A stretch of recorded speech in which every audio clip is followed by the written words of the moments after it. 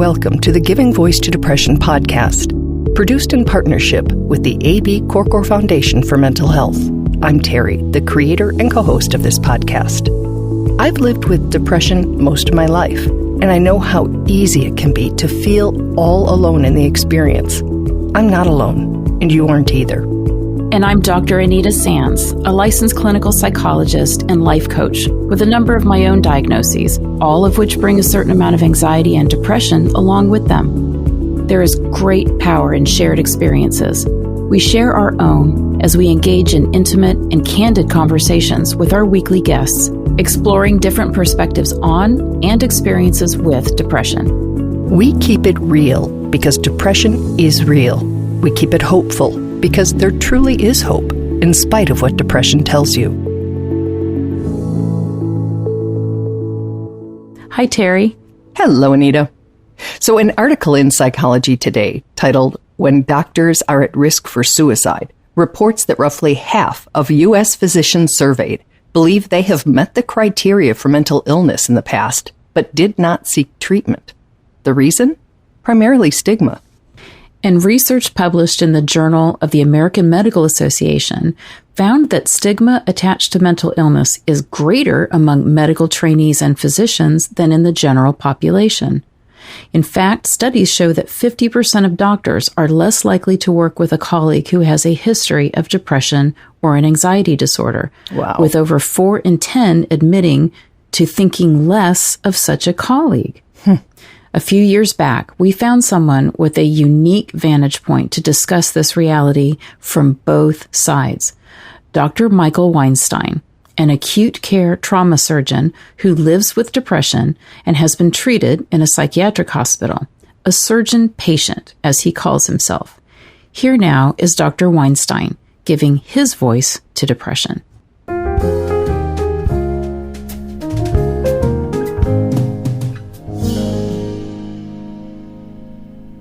So we first learned of today's guest in the New England Journal of Medicine. We're not going to pretend to be regular readers, but when a doctor writes a first-person essay called Out of the Straitjacket, it catches our attention. So we reached out. Will you start by just introducing yourself? Yeah, so Michael, I guess you want me to formally kind of say something here. Sure, go for it. So it is Michael Weinstein. In Philadelphia. I've been in Philadelphia for a long time, and I'm a physician. I've been a surgeon for a long time. Actually, right now, I'm kind of taking time away and working to figure out what's really next for me and what's going to be most meaningful and fulfilling and support my mental health as much as possible. In Dr. Weinstein's essay, he wrote that from the outside, he appeared to have it all. A surgeon with leadership promise, earning more than he'd ever expected, an amazing wife, 2 great kids. But in reality, he says he was just enduring life. He wrote, quote, "I'd heard of burnout, but didn't really comprehend it. And though I had mental illness, I still saw it as a weakness, a personal fault. I remember early in my career hearing of a colleague who'd taken a leave of absence for a nervous breakdown. I joked about it, said he was weak. Now it's my turn." There are so many things I want to ask you. So if a doctor who's gone through medical school and had all the training can see mental illness when he experiences it as a personal failing, as a weakness, is this all, I hate to use a word like indictment, but of the education you got? I mean, shouldn't doctors be coming out understanding that this is a real illness and the symptoms of it and the triggers and the risk factors, and then a little bit of empathy maybe, please? So there's a couple layers to this question. Yes, there were. That's because I rambled. No. I'm just as I'm just trying to piece together. You didn't you didn't ramble at all. One. There are some serious problems with medical education, with the practice of medicine, with our healthcare system.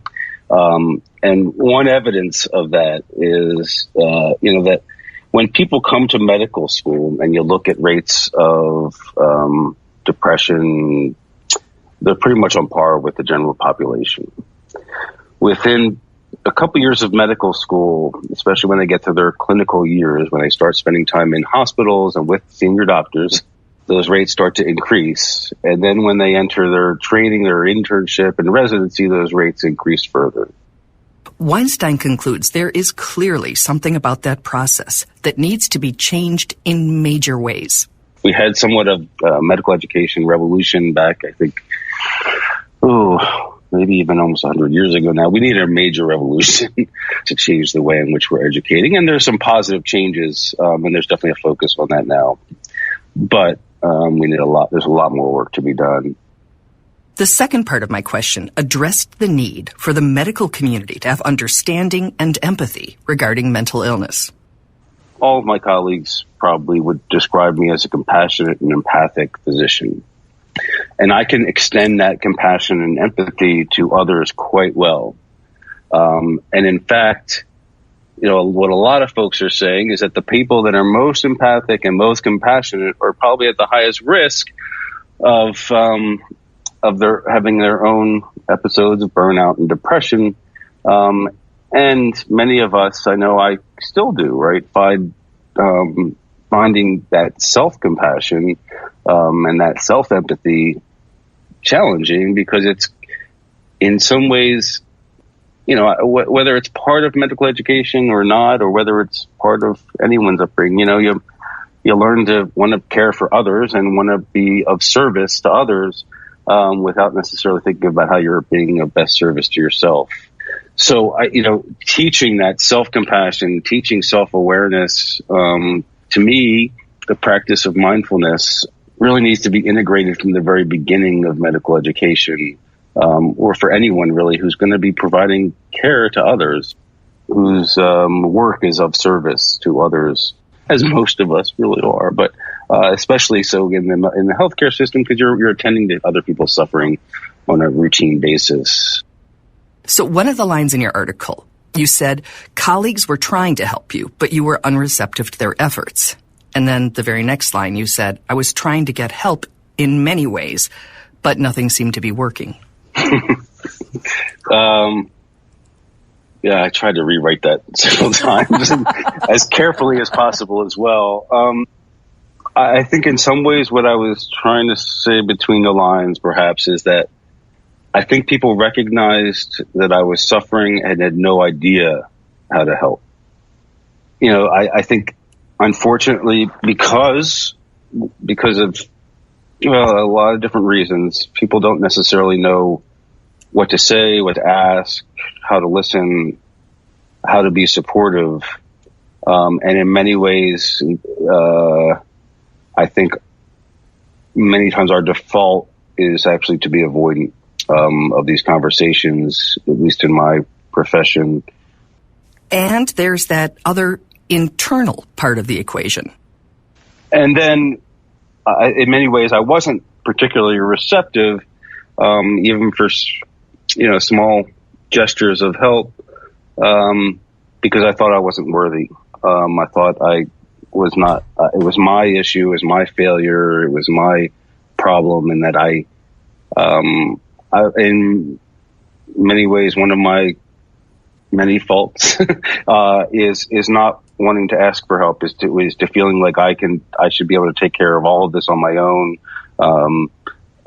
In many ways, in my workplace, my self-criticism comes to how come I can't take care of all of this on my own? How come I can't, change the culture of such and such of, in my intensive care unit? How come I can't fix that on my own? And so in some ways it was both, right? So it was that people don't necessarily know how to simply ask how people are doing and want to stop and listen and just honor someone else's suffering. And there's a lot of different ways to potentially do that and be helpful to another person, simply asking what would be most helpful instead of maybe sometimes jumping to giving advice. But there was another part of me that just really didn't want help. So I was, in the next sentence, I was looking for help, right? So I was trying to see I was seeing different therapists, psychiatrists. I was reading different things to try and find, again, I can figure this out. I can find my own solutions, but nothing was nothing I could find was helping. Mm-hmm. If you were an accountant or an engineer or, whatever, saying, in my profession, people tend to be avoidant of these conversations. The fact that you're a doctor, and when you're talking about the medical profession, kind of makes the hair on the back of my neck stand up. I know. Of all of the professions, I would want the medical profession to be least avoidant. Right. And I don't know, right? I don't really know other professions. I may certainly imagine, much in especially in our Western society, many people are avoidant about these conversations to begin with. Absolutely. And that's what we are here working to change, right? There may at times be folks who are better equipped in medicine to do this and to help others. And, I know in some ways I was one of those, right? So I was really good at helping folks who were going through difficult times. But at the same time, I think especially in my world of surgery, but a lot of for physicians especially, I think there's this notion that we need to be know-it-all, be strong and not susceptible to these types of things, and that even asking another physician about that or checking in on another physician how they're doing is like asking if they're weak, So it's kind of, you're right. You would hope that physicians could treat each other as well as they treat their patients. Mm-hmm. Not that we all always treat our patients, as best as we can either, but that's not the environment that I found. I'll always say that. So this episode focused on Dr. Weinstein as a surgeon. Next week, Michael tells the personal story of his experience with depression, including his doctor in control to patient losing control in a psychiatric hospital.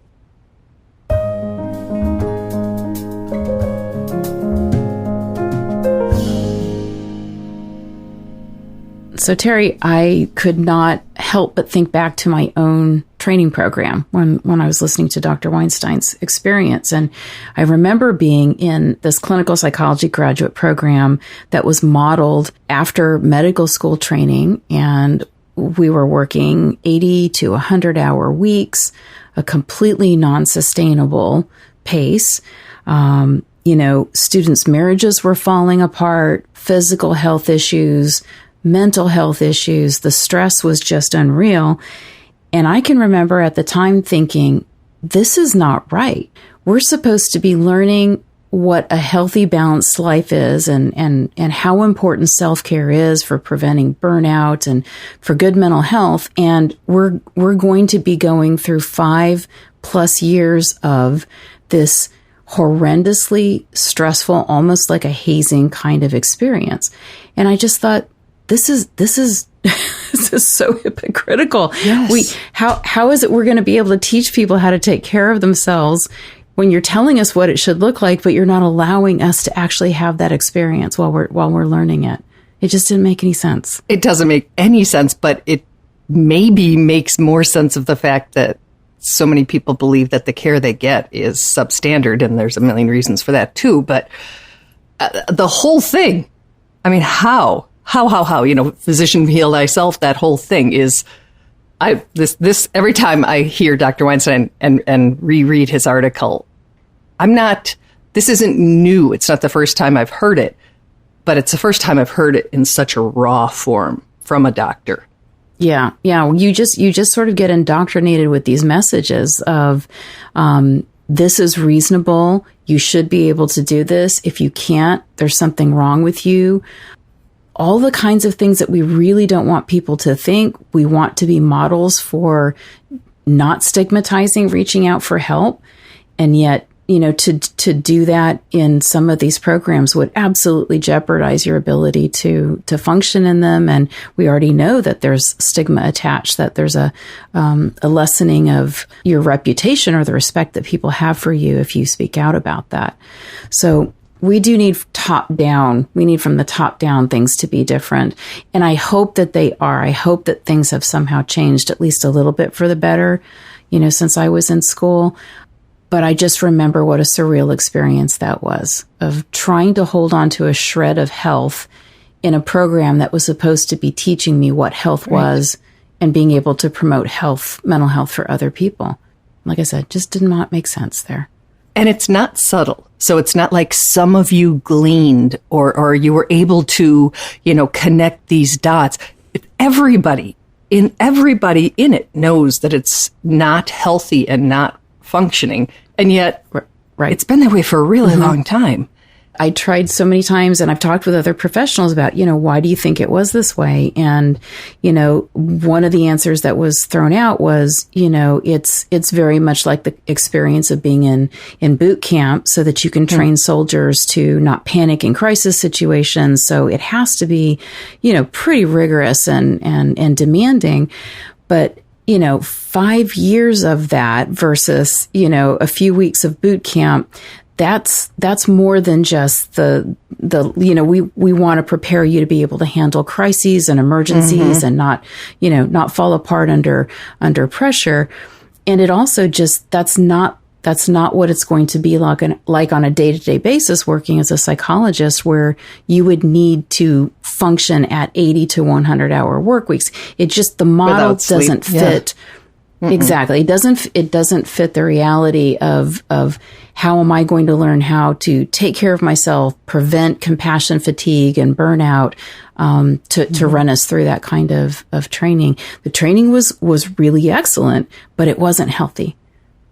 And I don't care how mentally, I'm just going to go with mentally versus the whole bod here, how mentally just strong and perfect you are.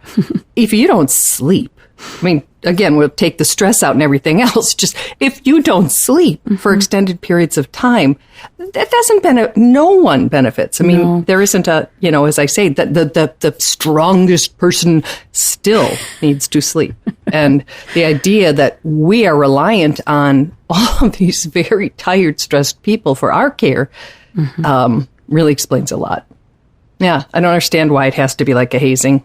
It doesn't. I really don't think it does. I think there might be some use for that in, some benefit to that, just to make sure, that a person really wants to work, for example, in, as a trauma surgeon or something like that. But how long it goes on and the effect that it has on individuals and their relationships and their families and their mental health and physical health, that's not good. That should be changed. That needs to be changed.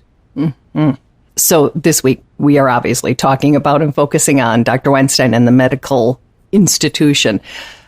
Next week, it's really his personal story. It is a very different focus, and he dealt with both. He revealed both in the YouTube video we'll be linking to and wrote about it in the article. So it was a incredibly brave and revealing. It's one thing to say, hey, we all know this is nonsense. It's another thing to say, let me tell you what happened to me, really, really personally and in detail. And it is, in a word, horrific. You'd think if anybody was going to get a little extra compassion and treatment, it might be another doctor. So I find that part of his story, I'll just say interesting, but that's not really how I feel about it. I find it just so sad and so pathetic. So we will be back next week with that part of Dr. Weinstein's story.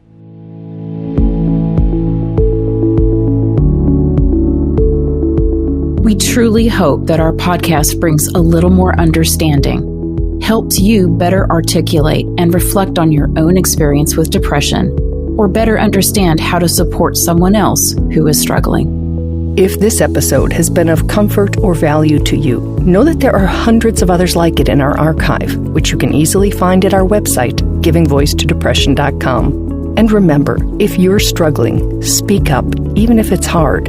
If someone else is struggling, take the time to listen.